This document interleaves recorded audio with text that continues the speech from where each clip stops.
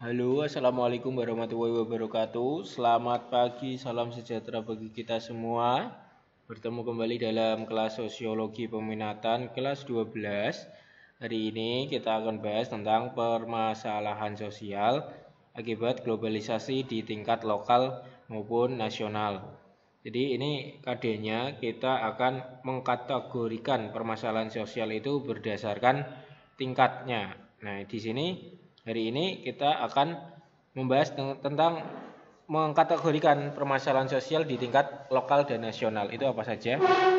Mari kita bahas satu persatu. Sebelumnya, tujuan pembelajaran kita pada pagi hari ini kalian mampu mengkategorisasikan permasalahan sosial berdasarkan tingkatan lokal maupun tingkat nasional.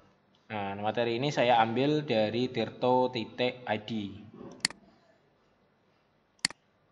Nah, yang pertama kita pendahuluan dulu. Kita tahu globalisasi ini menjadi fenomena yang mempengaruhi berbagai aspek kehidupan masyarakat dari seluruh penjuru dunia. Kemajuan teknologi informasi dan komunikasi, terutama setelah hadirnya internet, turut mempercepat proses globalisasi yang membuat dunia semakin menyatu. Ya, betul itu ya. Tidak bisa kita pungkiri memang internet itu menjadikan yang jauh jadi dekat. Kemudian hampir tidak ada sekat-sekat di antara satu daerah dengan daerah lain maupun dengan negara satu dan negara lain. Sebagai salah satu fenomena penting yang menarik perhatian para ahli ilmu sosial, globalisasi pun mendatangkan berbagai penafsiran dalam upaya pendefinisian konsepnya. Merujuk konsepsi Roland Robertson seperti dikutip dalam publikasi resmi UNY, Perspektif Global, pengertian globalisasi adalah penyempitan dunia secara intensif dan peningkatan kesadaran umat manusia akan perkembangan pesat koneksi global serta pentingnya memahami hal itu. Nah, itu ya. Kita dalam memahami globalisasi sudah tidak lagi heran sekarang. Sekarang banyak manusia melakukan koneksi, melakukan komunikasi melalui perangkat daringnya, melalui perangkat gadgetnya. Sehingga sesuatu yang terjadi di dunia bagian lain, kita sudah tahu, tidak perlu datang ke dunia tersebut, tapi kita sudah tahu sekarang 5 menit setelah kejadian ataupun 2 detik, 3 detik, karena dengan kemajuan globalisasi, kemajuan teknologi informasi dan komunikasi itu, dan manusia itu sekarang sadar.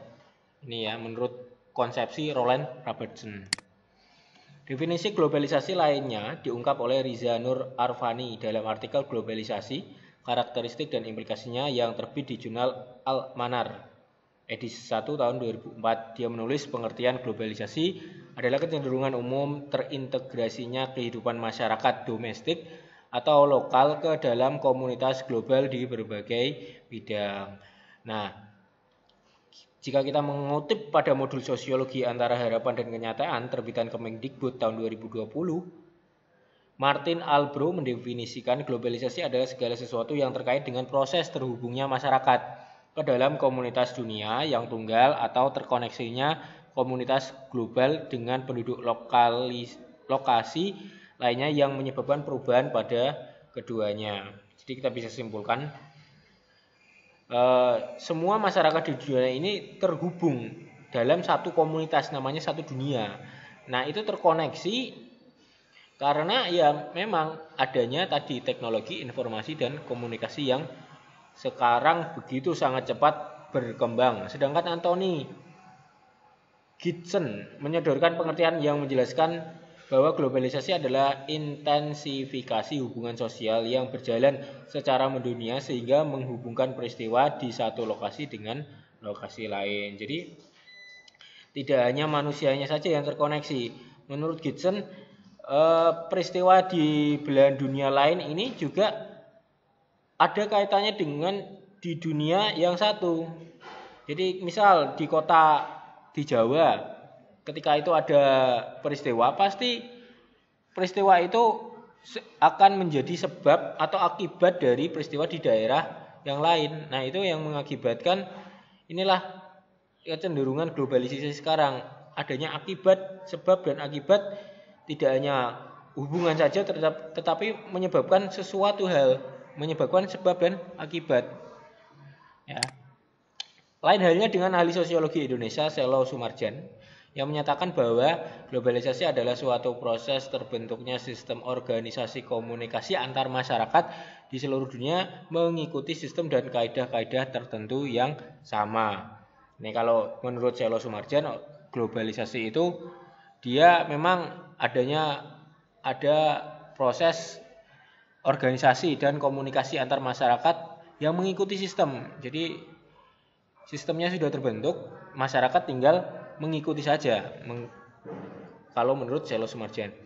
Nah, ada pandangan lain. Ini menurut Manfred B. Stiger melalui buku Globalization, A Very Short Introduction, menulis bahwa istilah globalisasi lebih layak dipakai buat menggambarkan proses sosial yang mengubah kehidupan masyarakat dunia menjadi sebuah kesatuan global.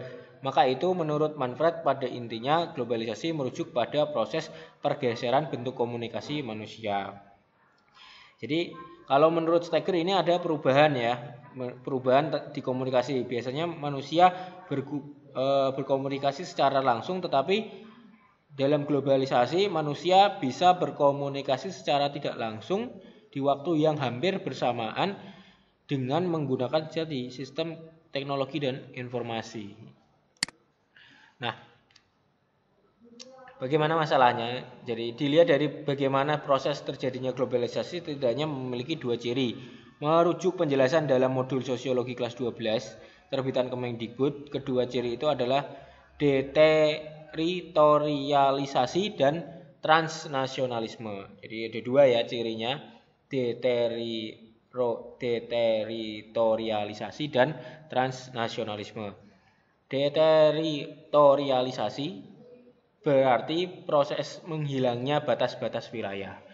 Jadi ada wilayah-wilayah yang batasnya menghilang. Dengan kata lain, batas-batas teritorial tidak lagi menghalangi manusia untuk berinteraksi satu sama lain saat globalisasi terjadi.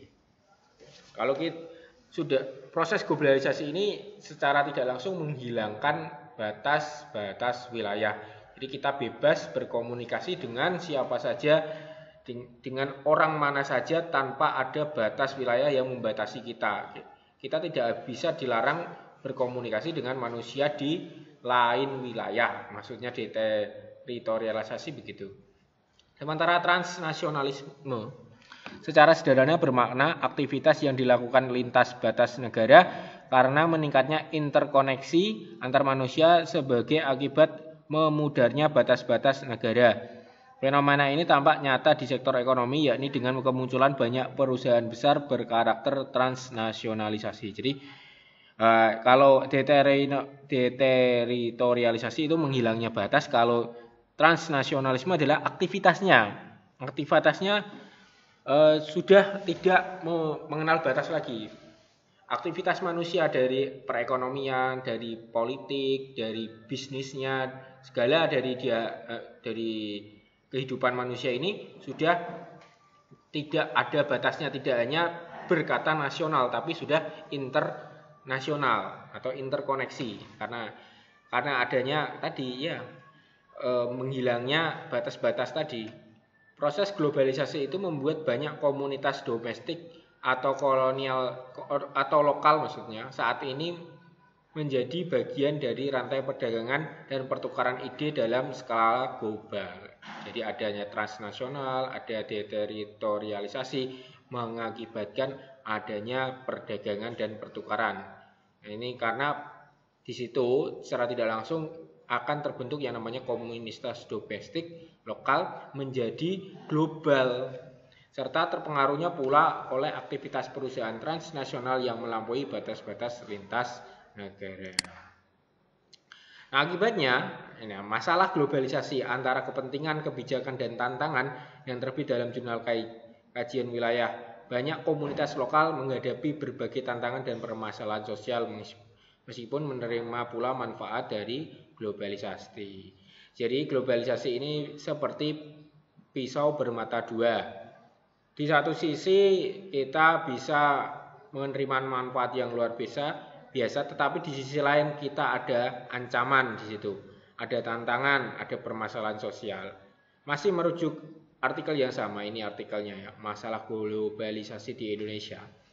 Globalisasi memicu sebuah masalah di tingkat lokal.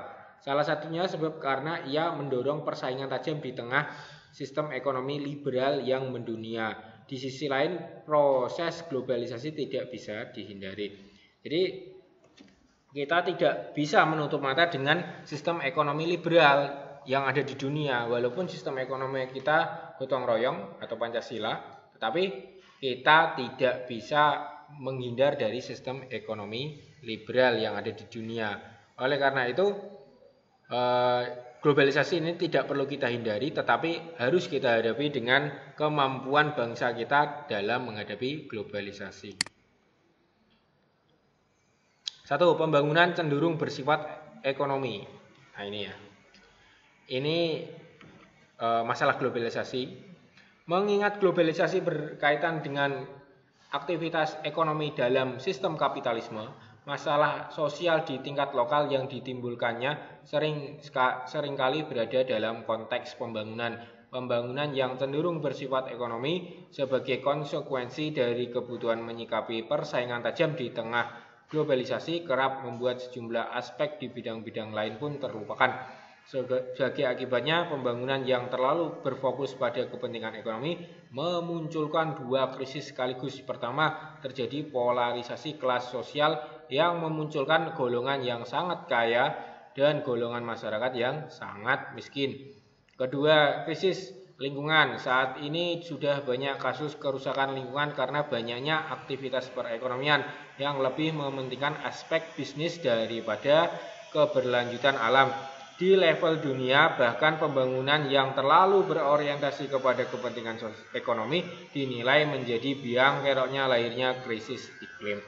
Jadi ada dua akibat di sini pembangunan yang bersifat ekonomi. Yang pertama, masyarakat terpolar atau terdiskriminasikan atau terbagi menjadi dua, masyarakat yang kaya dan masyarakat yang miskin. Yang kedua masalahnya masalah lingkungan. Nah, akibat dari tadi bebasnya ekonomi global sehingga orang hanya ingin memikirkan ekonominya saja tetapi tidak memberikan dampak yang baik untuk lingkungan, gitu ya. Kemudian masalah yang kedua rusaknya tatanan sosial lokal dan nasional. Permasalahan sosial yang lain akibat globalisasi adalah rusaknya tatanan sosial, lingkungan, alam, bahasa dan budaya di level lokal atau nasional. Kearifan lokal dan nilai-nilai luhur bangsa mudah tergerus karena pengaruh globalisasi. Yaitu ya.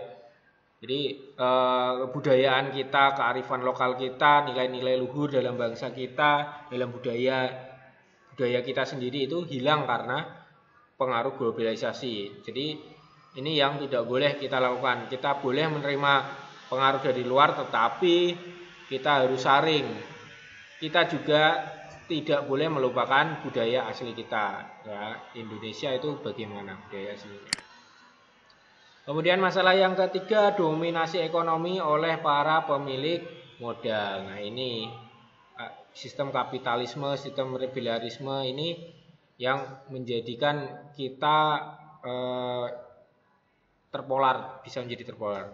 Globalisasi diikuti pula dengan persaingan tajam di sektor ekonomi, sementara sistem kapitalisme liberal memberikan peluang lebih besar bagi para pemilik modal, kakap memenangkan persaingan. Akibatnya, globalisasi juga diikuti dengan adanya dominasi ekonomi oleh segelintir pemilik modal di tingkat ekonomi dan nasional. Fenomena itu dapat memicu ketimpangan sosial dan ekonomi yang kian hari semakin tajam. Nah, itu ya.